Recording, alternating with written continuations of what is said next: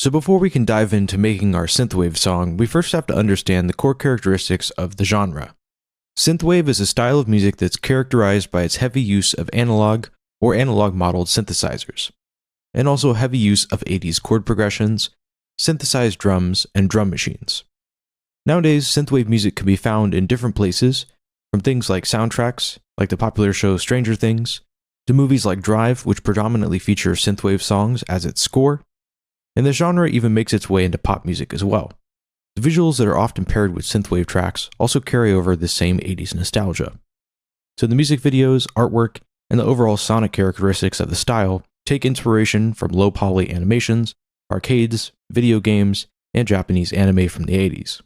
So even if you're not a synthwave producer, this style is still a lot of fun to make, so I highly recommend trying it out because it's a lot of fun, and the way that the chord progressions interact and create a musical movement is something that can be incorporated into any genre of music to keep your songs feeling fresh and interesting.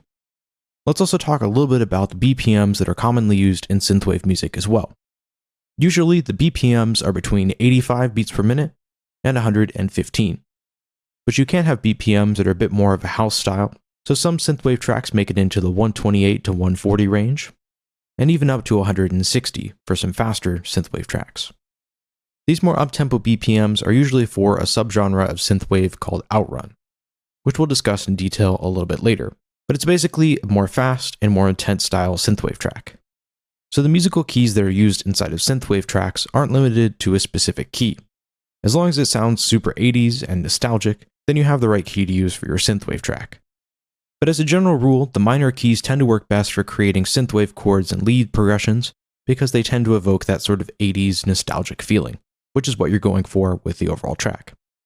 The chords in synthwave tracks tend to use interesting chord intervals like suspended chords, so suspended seconds and suspended fourth chords, which further contribute to the 80s sound because these types of chords were quite popular in 80s synth tracks. So as far as the sound selection and sound design points, it can be summed up into one word: analog. Synthwave uses all analog or analog modeled synthesizers that were quite popular during the 80s. So things like the Roland Juno 60 and the Juno 106 for pads, leads, and stab sounds. Synthesizers like the Yamaha DX7 for keys and kind of glassy ambient elements.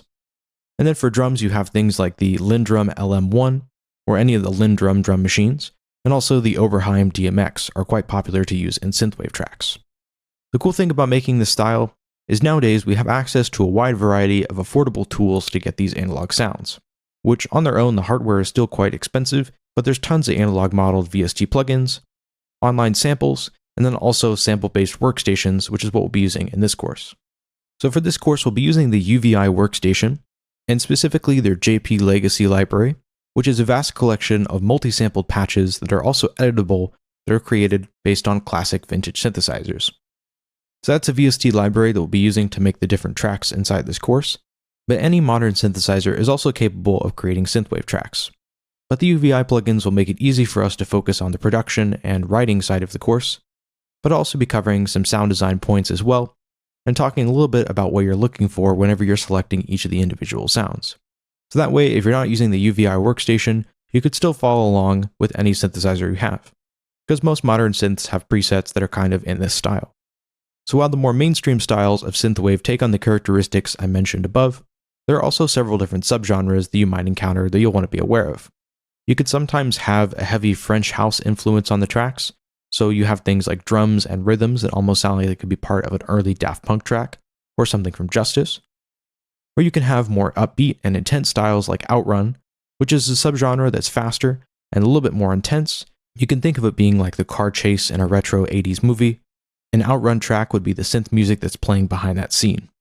And you can also have even more dark styles of synthwave as well, like darkwave, which sounds more like an 80s heavy metal inspired version of a synthwave track.